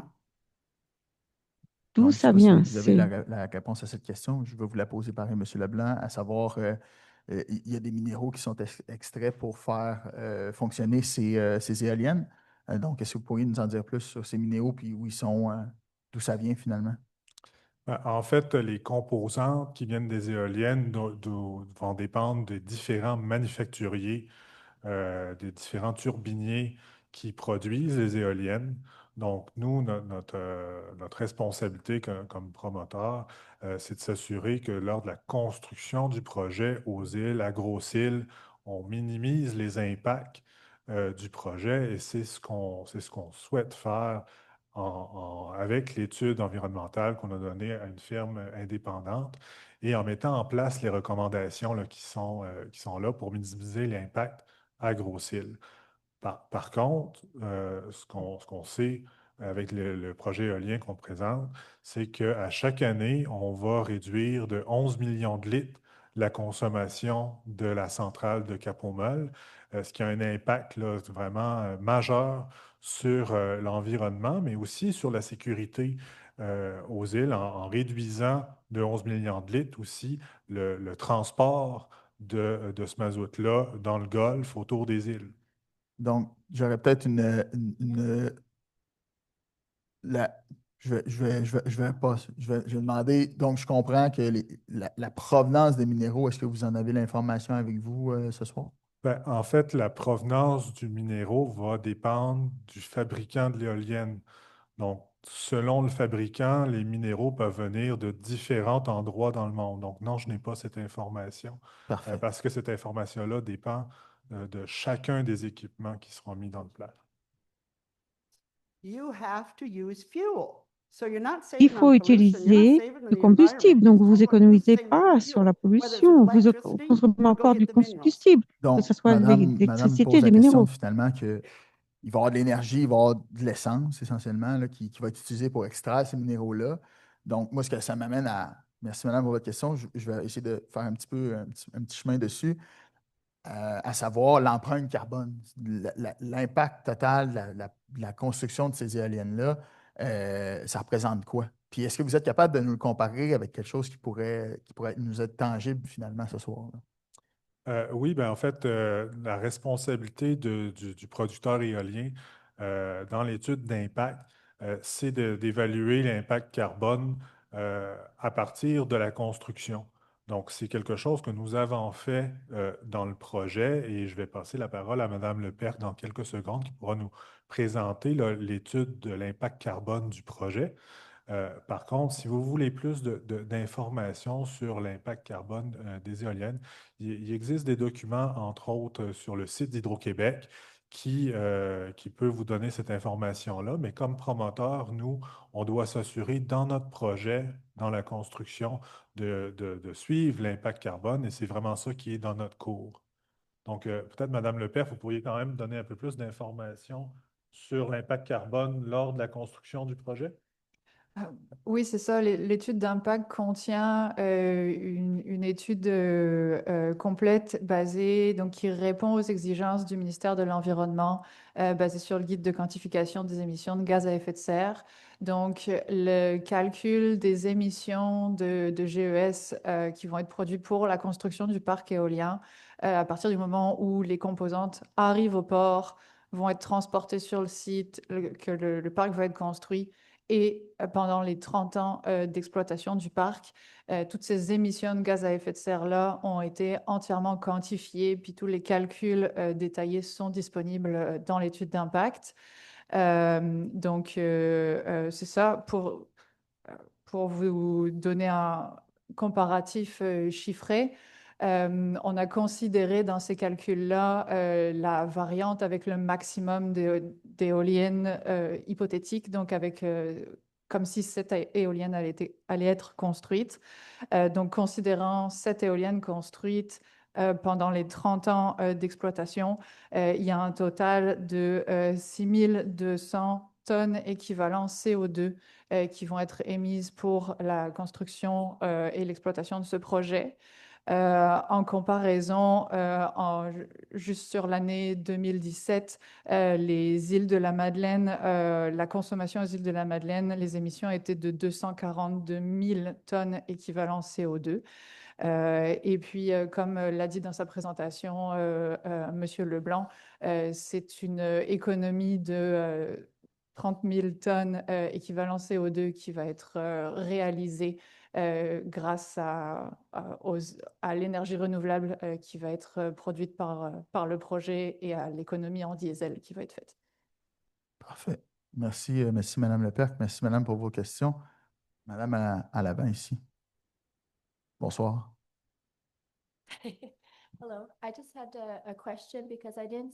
J'avais juste une question parce que je ne voyais personne mentionner les problèmes pour la santé et les impacts pour les citoyens.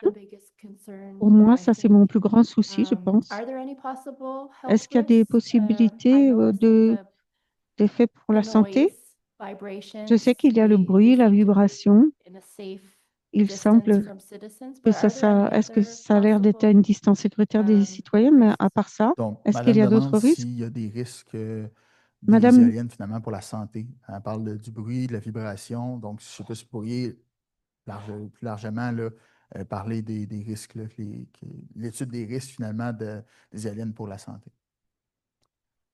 Oui, bien effectivement, c'est un enjeu ou un secteur là, qui est important dans les projets d'étudier là, les différents risques qu'il pourrait y avoir pour la santé. Donc, c'est un enjeu qui a été étudié dans l'étude d'impact. Est-ce que, Madame Lepierre, vous pourriez donner un peu plus de détails sur les risques qui ont été ciblés dans l'étude d'impact? Je comprends que vous avez mentionné vibration. L'étude d'impact, c'est ça, oui. L'étude d'impact comprend une modélisation du climat sonore, comme j'en parlais tantôt. Au niveau des émissions puis des risques pour la santé, oui, merci, je comprends bien votre... je voulais m'assurer de bien répondre. C'est ça. Il n'y a aucun effet direct, en fait, sur la santé qui a été démontré. Puis, je me base pour dire ça sur plusieurs études, notamment de Santé Canada, de l'INSPQ, de l'Organisation mondiale de la santé également. Donc, plusieurs études aussi à l'international. Puis, toutes ces études concluent sur le fait qu'il n'y a voilà, aucun impact démontré sur la santé physique due aux éoliennes. Est-ce que vous avez une autre question, madame? Excellent, merci beaucoup. Madame à l'arrière, puis je sais que vous aviez d'autres questions, madame, si on reviendra à vous, si vous voulez, mais il n'y a pas de problème. Rebonsoir, madame. Vous avez dit qu'il n'y avait pas d'impact direct sur la santé. Mais allez, dites-moi. À l'île du Prince-Édouard, il y a 6 parcs éoliens et il y a un taux élevé de cancer. Ils essayent de s'en débarrasser. Et maintenant, vous voulez les mettre ici? Mettez-les à la côté ouest de l'île. S'il vous plaît, je comprends l'idée d'avoir des... Je comprends l'idée d'être pour ou contre une idée. Par contre, si on tente de garder un climat de respect, il n'y aura pas de manifestation pour ou contre un commentaire. On tente de garder ça le plus respectueux et le plus serein possible. Merci beaucoup. Madame, merci pour votre commentaire. Si vous avez une question, on peut la prendre. Si vous n'avez pas de question, on va continuer. Est-ce qu'il y aurait d'autres personnes dans la salle qui auraient des questions? Monsieur, bonsoir. Bonsoir. Est-ce qu'il y a d'autres études qui ont été faites au large? Donc, au large.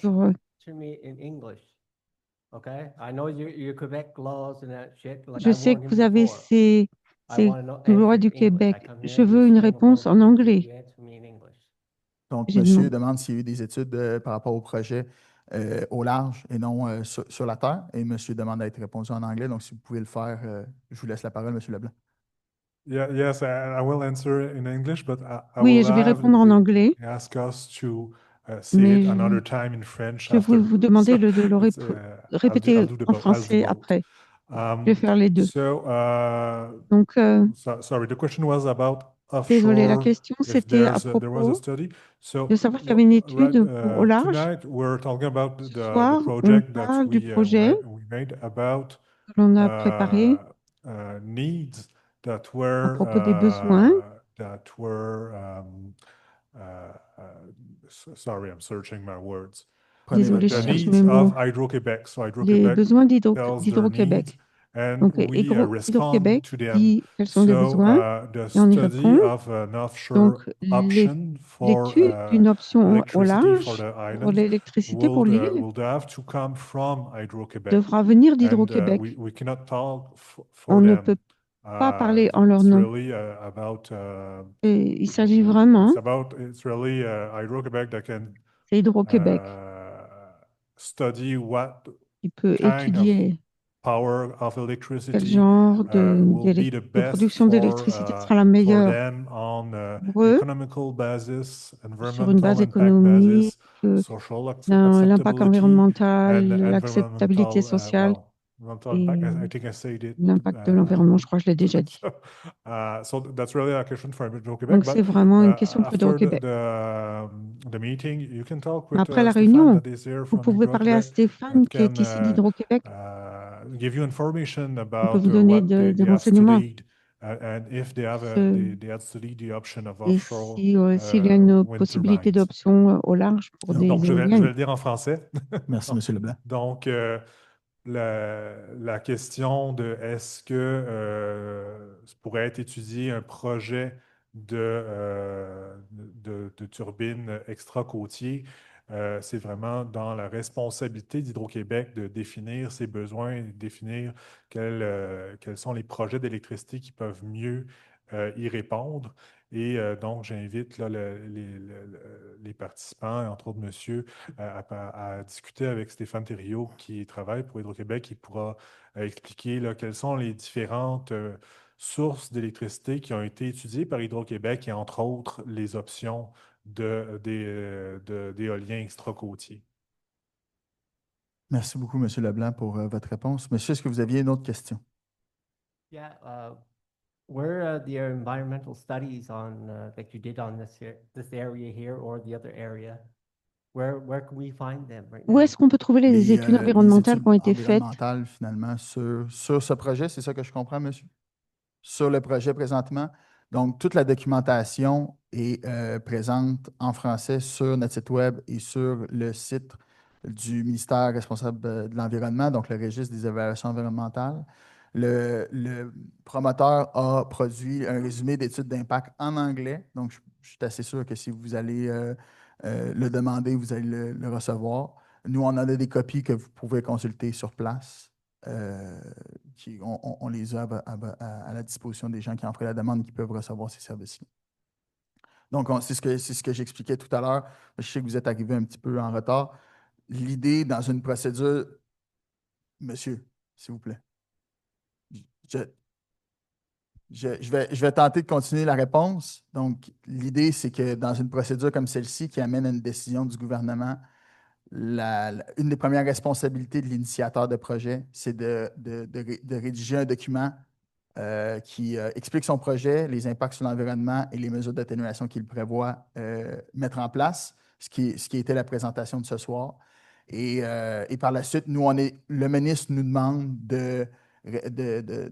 d'informer la population que, justement, on tient des séances comme celle-ci, puis que aussi les informer de leurs droits citoyens de pouvoir demander, s'ils le souhaitent, un examen public du projet au ministre. Merci, monsieur, pour vos questions. Allez-y, monsieur Leblanc aimerait ajouter un complément. So, I want to assure you that if you give us Je vous assure que si vous donnez votre courriel, venez nous voir à la fin de la réunion. Ce sera mon grand plaisir de vous envoyer c'est un sommaire de 70 pages de l'évaluation environnementale. Je vais devoir le dire en français pour... Monsieur Leblanc, je comprends, monsieur, on a des obligations à suivre, on suit ces obligations-là. Par contre, si vous avez des demandes par rapport à un besoin de transcription, l'initiateur a accepté d'avoir de la transcription. C'est le service qu'on a offert ce soir. Merci. Monsieur Leblanc. Donc, je vais devoir le dire en français, c'est-à-dire que pour toute personne dans la salle qui souhaite avoir la traduction anglaise du résumé de notre étude d'impact environnemental, ça va nous faire vraiment un grand plaisir de vous la transmettre. C'est un résumé là, de 70 pages des différents volets de notre étude d'impact. Donc, venez nous voir après la salle, ça va nous faire plaisir. Après la rencontre, ça va nous faire plaisir de vous l'envoyer. Merci, M. Leblanc, pour cette précision. Bonsoir, monsieur. Y a-t-il une étude sur la pêche, homard, le maquereau, le hareng? Je sais qu'il y a un oiseau sur les oiseaux. Y a-t-il une étude sur l'impact monsieur souhaite quant à savoir l'eau? si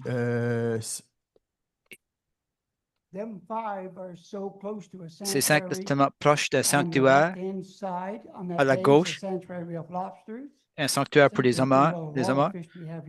C'est somme toute tout ce qu'on a comme ressources de pêche dans la baie. Est-ce qu'on a étudié cela? Monsieur demande s'il y a eu des études, parce que le projet se situe près de zones où il y aurait des homards, la faune aviaire. On sait qu'il y a beaucoup d'oiseaux aux îles.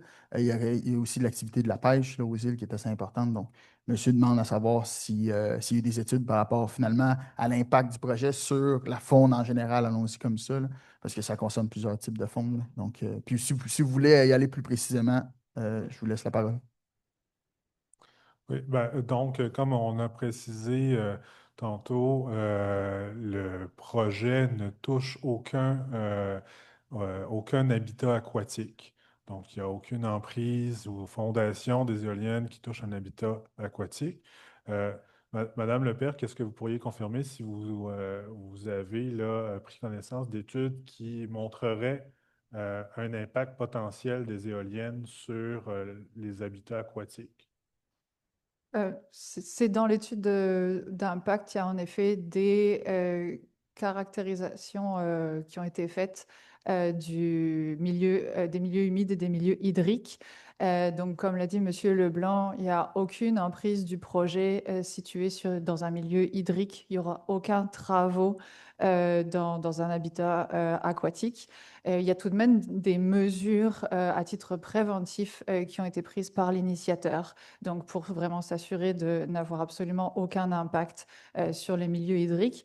Donc, par exemple, tout le projet a été configuré de manière à mettre les éoliennes à plus de 60 mètres des milieux hydriques. Aussi, il y aura une surveillance environnementale pendant la construction pour s'assurer que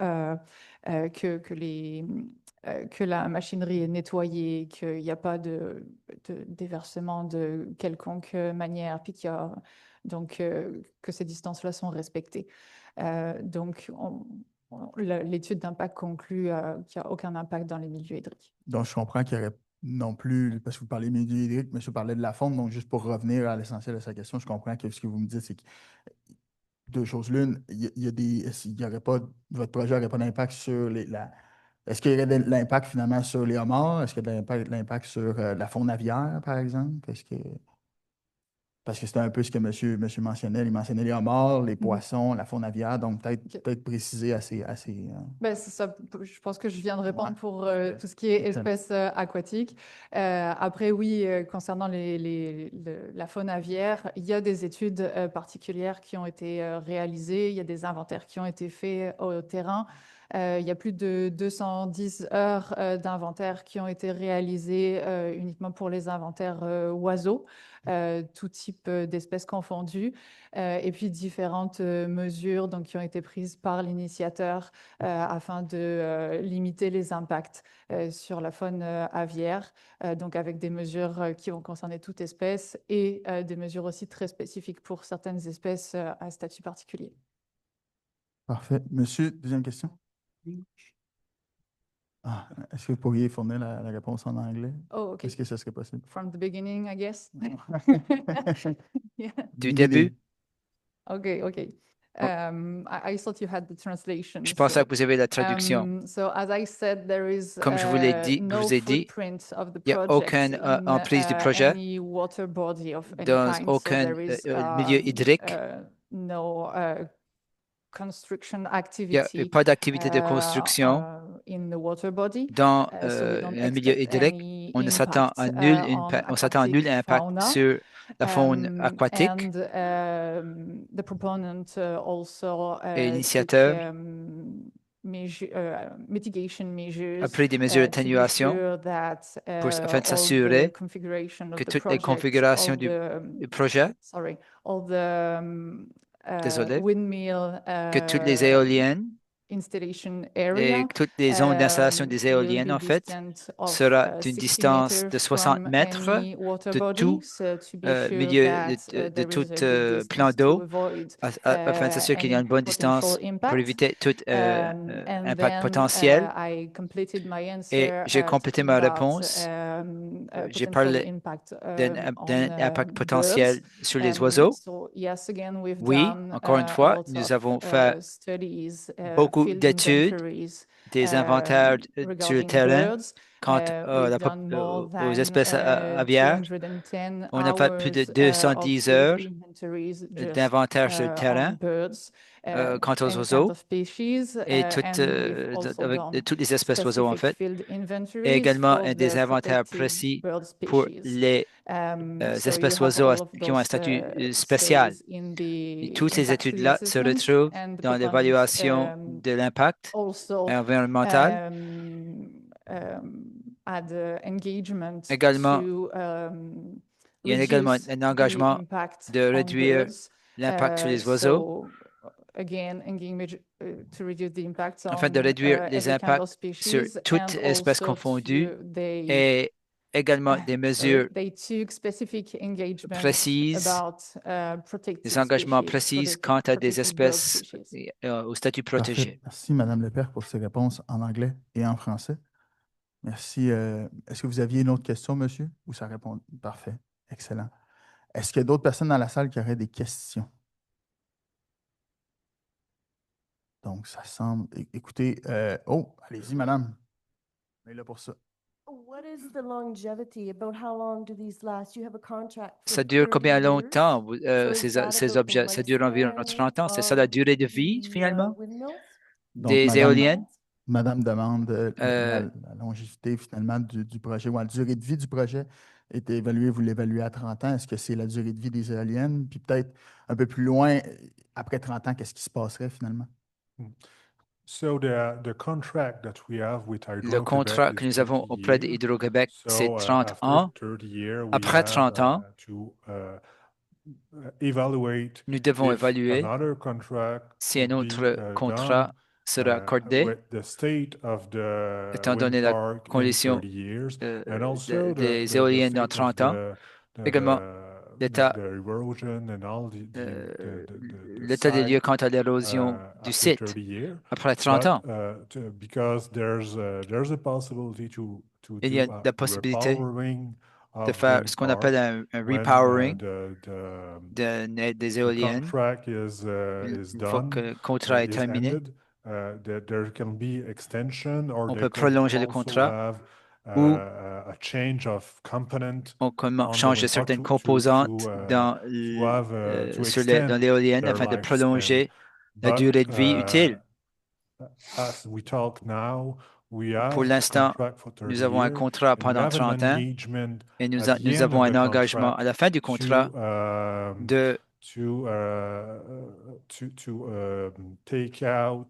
d'enlever les composantes du parc éolien et de faire que le site revienne à sa condition environnementale initiale. On a un contrat de 30 ans. Il pourrait y avoir un contrat supplémentaire avec Hydro-Québec qui pourrait être évalué. Donc, dans tous les parcs éoliens, on peut avoir des extensions selon l'état du parc qui sera évalué après 30 ans. Et on a surtout un engagement, quand ce contrat-là se termine avec Hydro-Québec, de remettre le site à sa condition initiale. Parfait. Merci, monsieur. Madame? Combien longtemps est-ce que les éoliennes peuvent durer? On ne peut pas les recycler. D'après ce que j'ai lu, parce que j'ai étudié les pales, les immenses pales, alors ils vont durer pendant combien de temps dans un environnement d'air salin? C'est quoi la longévité de l'éolienne lui-même, pas le contrat? Parfait. Toute la machinerie, finalement. La machine en elle-même, puis Madame a abordé l'idée du recyclage des pales. Bref, s'il y avait démantèlement du projet, est-ce qu'il y a des parties, est-ce qu'il est possible de recycler finalement? C'est quoi que vous en feriez? I understand that there's two parts of the question. Que c'est une question à deux volets, la durée de vie notamment. Nous allons choisir une éolienne, un type d'éolienne qui peut avoir une durée de vie qui correspond à la longueur du contrat que nous avons avec Hydro-Québec. quant à l'autre aspect, si nous devons changer des composantes dans le parc éolien ou à la fin du contrat avec Hydro-Québec, quand nous démantèlerons le parc, nous nous engageons également à s'occuper des déchets qui puissent rester. Et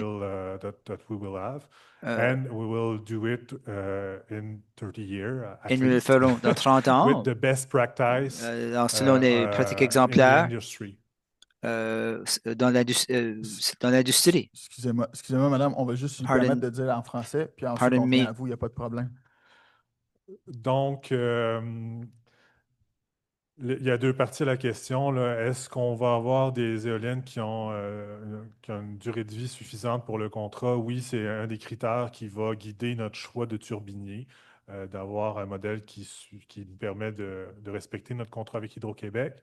Et à la fin de la durée de vie du parc, ou si on a des composantes à remplacer, on va s'assurer que ces composantes-là soient traitées selon les meilleures pratiques de l'industrie qui auront lieu dans 30 ans. Parfait. Merci, M. Leblanc. On va aller directement à Madame pour sa question. Allez-y, Madame. Alors, pour l'éliminer, allez-vous l'enterrer comme Hydro-Québec a fait avec une autre chose? Allez-vous l'enlever de l'île? Est-ce que vous allez enterrer les pales si ça ne marche pas? Est-ce que vous allez les amener ailleurs? Bref, qu'est-ce que vous allez faire avec les pales? Évidemment, nous, ce qu'on a comme engagement, c'est de traiter les pales selon les meilleures normes de l'industrie.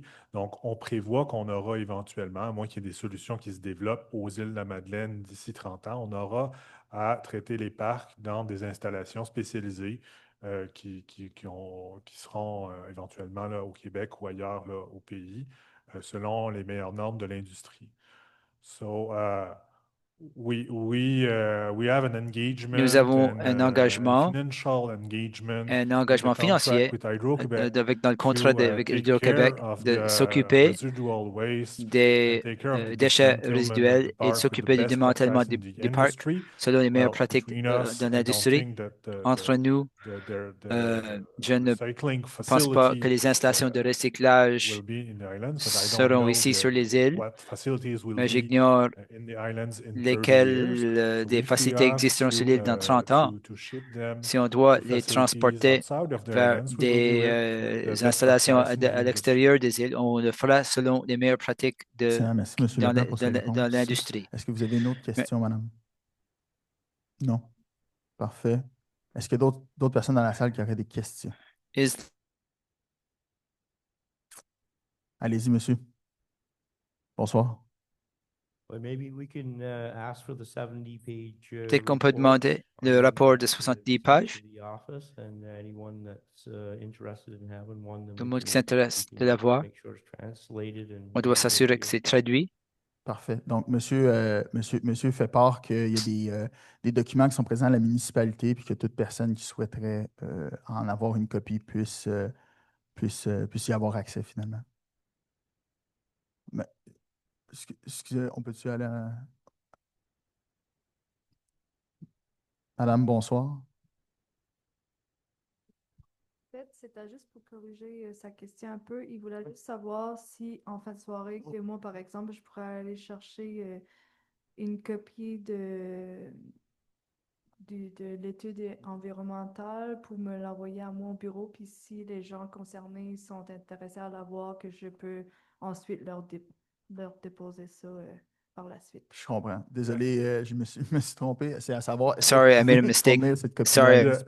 Yes, it will be a pleasure to give the oui, ce sera mon plaisir de vous présenter un résumé de l'étude environnementale à la municipalité de Gros-Îles afin que tout le monde puisse y accéder. Ce sera notre plaisir. Merci, M. Leblanc. Donc, si vous avez d'autres questions, je vais juste enchaîner avec ma présentation et si vous avez d'autres questions par la suite, on pourra y revenir. Donc,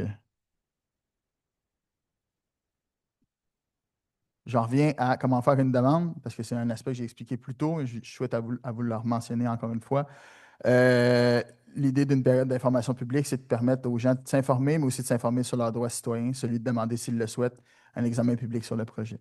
Donc, qui peut faire une demande d'examen public, c'est toute personne, tout groupe ou toute municipalité qui peut faire cette demande-là. Elle doit contenir vos motifs de demande, mais aussi votre relation avec le lien, votre relation avec le milieu du projet, le milieu touché par le projet. Donc, comme je disais, vos préoccupations, vos questions, vos interrogations peuvent faire office de motif. Comment formuler cette demande? Eh bien, cette demande doit être formulée par la poste ou par courriel. Elle doit être adressée au ministre responsable de l'Environnement et non au BAP, c'est bien important de le mentionner. Et cette demande doit être acheminée au plus tard à la fin de la période d'information de 30 jours, donc dans ce cas-ci, au plus tard le 19 décembre prochain à 23h59. Les suites de la période d'information, donc 30 jours qui se terminent le 19 décembre.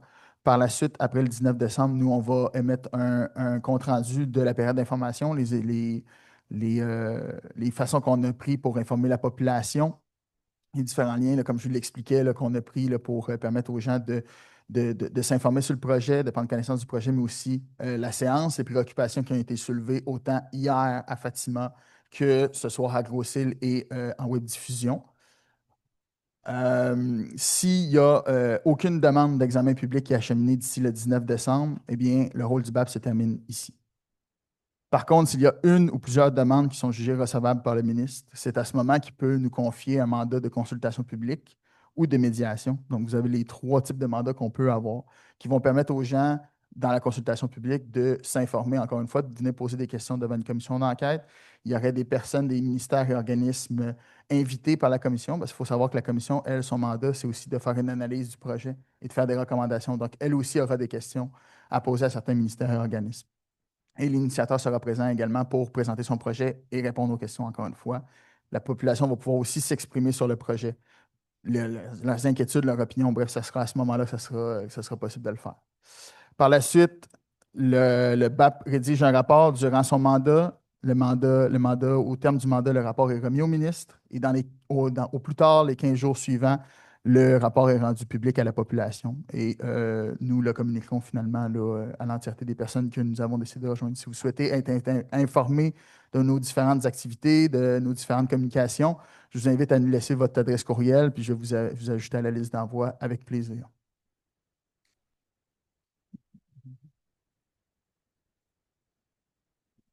Oui, donc si vous souhaitez, parce que ce qu'on fait ce soir, c'est vraiment pour vous, c'est pour la population. Donc, si vous souhaitez nous laisser vos commentaires sur les choses que vous avez aimées, les choses que vous souhaiteriez voir ou les moins bons coups finalement que vous souhaitez souligner, ça me fait plaisir d'accueillir vos commentaires. Moi, je travaille pour le public, je souhaite informer le public, donc l'idée là-dedans, le BAP aussi. Donc, on va prendre vos commentaires. Là. Il y a des questionnaires d'évaluation de vos services. Malheureusement, ils sont en langue française, donc si vous souhaitez nous transmettre vos commentaires par courriel, je pourrais vous transmettre un courriel. Vous pourriez nous faire vos commentaires à ce moment-là également. Mes coordonnées sont présentes à l'écran. Donc, si vous avez des questions d'ici le 19 décembre ou après, n'hésitez pas à me rejoindre. Ça va me faire plaisir d'y répondre. Puis, si je ne peux pas y répondre, c'est des questions qui s'adressent plus à l'initiateur. Je vais transférer les questions à l'initiateur qui se chargera de vous répondre. En terminant, j'oubliais, excusez-moi, je vais juste sortir. Hier, il y a des questions qui ont été demandées par web diffusion et qui n'avaient pas, finalement, on a certains enjeux techniques des fois, là, donc il y a des courriels qui s'égarent. Donc, il y a quelques questions qui avaient été posées en ligne qu'on n'a pas pu transmettre. Donc, je vais juste aller les chercher rapidement. Ce ne sera pas bien long.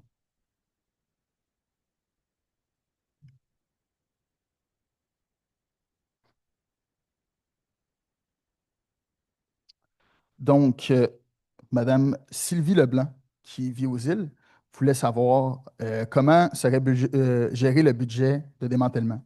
Je la lis là, texto. Mettons que le projet ne se rendrait pas au terme prévu des 30 ans. Le budget éolien estimé et ce montant serait-il mis en réserve en fiducie dès le début du projet, par exemple? C'est la première de 2 questions. Donc, je vous laisse la parole, M. Leblanc. Oui, en fait, dans le contrat que nous avons avec Hydro-Québec, il y a des garanties financières qui doivent être fournies à différents moments du projet pour justement garantir le démantèlement. Donc, ce n'est pas tout à fait là, une fiducie, là, mais je dirais, là, ça répond à l'essence de la question de Madame. C'est des garanties financières qui doivent être fournies à Hydro-Québec, qui s'assurent du démantèlement. Parfait, merci, monsieur Leblanc. Deuxième question, est-ce qu'il y a des études d'impact récentes et disponibles portant sur la vie marine à proximité des lagunes ou en bord de mer à Petitot, en lien avec les infrasons notamment? Donc, je pense qu'on l'avait abordé un peu, mais peut-être pour le bénéfice de Madame, excusez-moi, son nom de famille m'échappe, Leblanc, juste peut-être regarder finalement, là, donner une réponse par rapport à ça. Monsieur Donc, Leblanc. par rapport aux infrasons et à ces impacts, pardonnez-moi, Madame Lepère, qu'est-ce que vous pourriez nous donner plus d'informations? Puis je comprends qu'on parle de la vie marine. Mhm. Donc, comme je le disais tantôt, il n'y a aucune emprise du projet qui va être situé dans un milieu hydrique. Donc, il faut savoir que les infrasons sont des éléments qui sont présents partout dans l'environnement. Le bruit des vagues, le bruit des feuilles, par exemple, émettent des infrasons. Donc, ce sont des éléments naturels. Il n'y a pas d'études qui démontrent un impact des infrasons sur la santé. Parfait. Merci, Madame Leperc. J'avais une question également de Monsieur Lafrance, une question qui avait acheminé à ma collègue qui m'avait affirmé qu'elle n'avait pas, qu'elle n'avait pas été posée. Malheureusement, j'ai consulté le courriel. Je ne l'ai pas vu. Là, j'ai tenté de lire le courriel. Je ne l'ai pas aperçu. Par contre, je vais tenter de regarder ça plus rapidement, plus précisément, en fait, plus attentivement. S'il y a une question finalement que M. Lafrance n'a pas posée hier, bien évidemment, je vais vous la transmettre. M. Lafrance, qui peut-être regarder cette diffusion en différé. Si je trouve cette question, je la transmettrai à l'initiateur et bien évidemment, l'initiateur se chargera de fournir une réponse dans les 2 jours ouvrables, comme mentionné hier lors de la séance à Fatima. Donc, c'est ce qui met fin à cette séance publique d'information. Merci à vous de vous être déplacé à Gros-Île malgré la température. C'est très apprécié. C'est pour vous qu'on faisait cette séance-là. Donc, je suis très content que vous soyez venus. Si vous avez des questions en marge de la séance, ça va me faire plaisir de me rendre disponible pour vous répondre. Merci beaucoup. Bonne fin de soirée, bonne route.